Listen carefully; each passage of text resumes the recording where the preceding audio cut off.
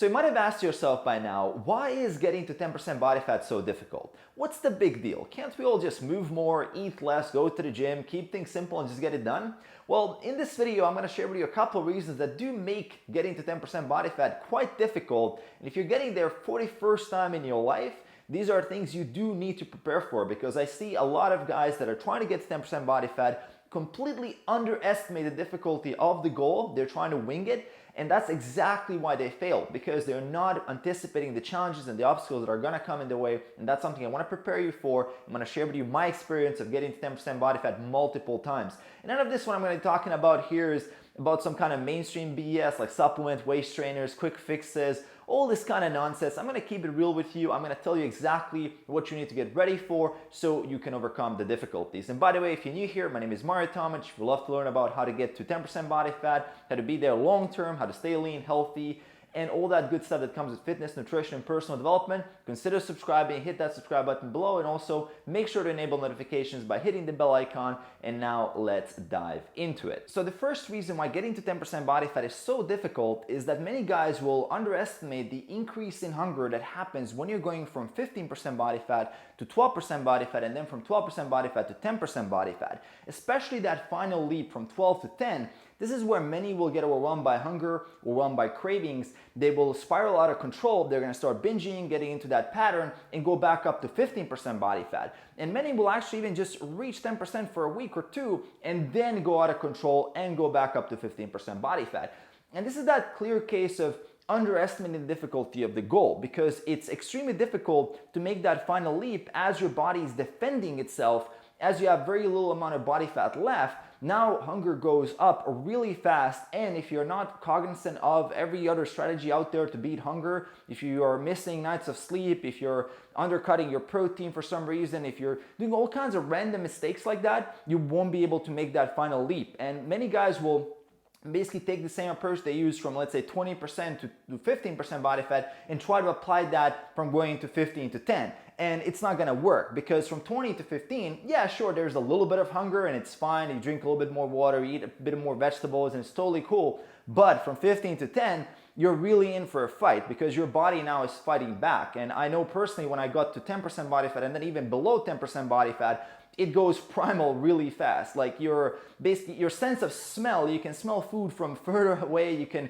have a stronger sense of taste, like all these things in your body adapt to make sure that you're getting your food, because the body doesn't really want to be below 10% body fat, but even at 10% body fat, you still start feeling some of those effects. So you do have to be cognizant of this. You have to dial things in. You can't afford to miss nights of sleep. You can't afford to do like all kinds of random things. You have to really have your hunger strategies dialed in, because as you're going from, let's say, 20% to 10% body fat, you have a lot of that diet fatigue built up, and you've been dieting for quite some time in that caloric deficit. So your body is really fighting back as you get nearer to that goal, and your motivation and your discipline and everything basically have to be super dialed in for you to get to that final stage. So don't underestimate hunger and cravings. You do have to really be on point with this. This is the main reason why I see so many guys fall off. And if we weren't hungry, I mean, getting 10% body fat would be as easy as just saying I'm going to eat less. So you do have to be really, really dialed in when it comes to hunger. Now, the second reason why getting to 10% body fat is so difficult is that guys will routinely underestimate how much body fat they really have,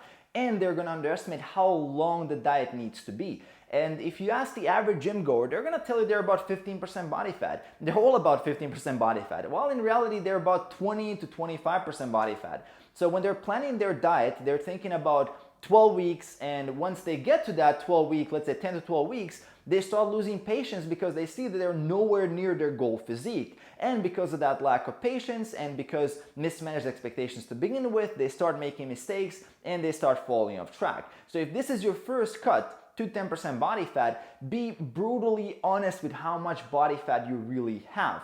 Estimate a bit more. Err on the safe side. So what if you get to 10% body fat sooner? All great. And also add about 20% extra on top of the time you already predicted with a brutally honest assessment, because that 20% will be enough slack to cover for some of the life events that will inevitably happen. If you're looking at, let's say, a phase of 4 to 6 months, I mean, stuff will happen that you can't predict now. So why not add that time in there and consider that possibility, because then you're going to be ready for it. And you're gonna have patience to bring this to the end and finally reach that 10% goal. Now, the third reason why getting to 10% body fat is so difficult is the way most guys try to get there.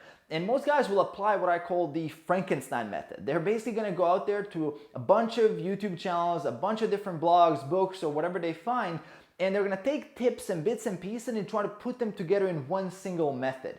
And they're gonna try to keep adding more and more little tactics and tips into that method without thinking of it as a system. Because if you have a system, you want the system to be as efficient as possible. So the goal is not to add more tips and more little tricks. It's to actually have the most efficient system that takes your energy and then puts it in the right place. So you want to have a system that doesn't really require you to keep adding more stuff in it. You actually want a system that you can remove stuff out of it and keep your energy focused on things that really do work. And that's a problem with the Frankenstein method, because you're taking a bunch of generic advice. A lot of that is completely redundant, so it can be neutral, so it doesn't do anything, or it can actually be harmful for your progress, or it can be in conflict with what you're already doing. And I say this as a coach all the time. I get clients who are, avid followers or a bunch of people out there, and when we're looking at what they've been doing is they're just combining all these pieces of things that just don't work together, and they just can't apply any of it on a consistent basis because it's, first off, it's so generic that it doesn't fit their lifestyle. So when you're getting to 10% body fat, you gotta get really, really specific, and you want to add the least amount of stuff in your system that you need to get there, because you have a limited amount of energy, and your focus and your motivation, your discipline is better invested in a couple of things that you're doing really, really well that are delivering results, instead of trying to consistently keep adding more and more stuff. And that brings me to the fourth reason why getting to 10% body fat is so difficult, and that's that component of mental overwhelm and having other competing commitments in your life. And if you're a busy entrepreneur or a busy professional, you have your business, you have your career, you have your family, you have relationships, you have your schedule, you have travel, you have other things that life is going to throw at you, which are competing, and they're draining the same resources, which is your energy, your time, and your attention. And you also want to get to 10% body fat at the same time. You gotta see the problem here. If you only wanted to get to 10% body fat in isolation, if everything else was on pause, it would be much easier. But now you have everything happening at the same time, which makes it really, really difficult. And if you don't have systems, frameworks, and habits in place that will actually make some of the nutrition and some of the exercise on autopilot so you don't have to think about it, then you're gonna basically overdrain your resources. You're not gonna be able to manage all of it. Something is going to have to give. And many people don't think about this, but really this is what happens. It's one of the common reasons why you don't get to 10% body fat is, let's say you get a stressful phase at work, and stress eating now impacts your nutrition of getting to 10% body fat. You start binging, you start falling off track. Or you simply don't have enough time to figure out your training and nutrition. You don't know how to manage it, you don't know how to make good decisions, and you start making irrational, subjective choices, and those are not really the most reliable to get you to 10% body fat. I mean, if you listen to the intuition, my intuition at 11 to 12% body fat, all it's telling me is to eat a cheesecake and just get it over with. And that's basically what your intuition wants at that point, because you've been dieting for a long time and it doesn't want to keep dieting. So really, at that point, having objective decisions is really critical, and this is exactly the type of work I do with my clients who are busy entrepreneurs and busy professionals that reach out to me, and I provide them with the systems, with the frameworks, and the support if they've never been to 10% body fat, so they can actually get there without sacrificing other goals in their life. If you want to see some of my work, you can check it out. I'm going to leave the link in the description below where you can see what types of results I've been achieving with my clients, and if you want to apply to work with me, you can also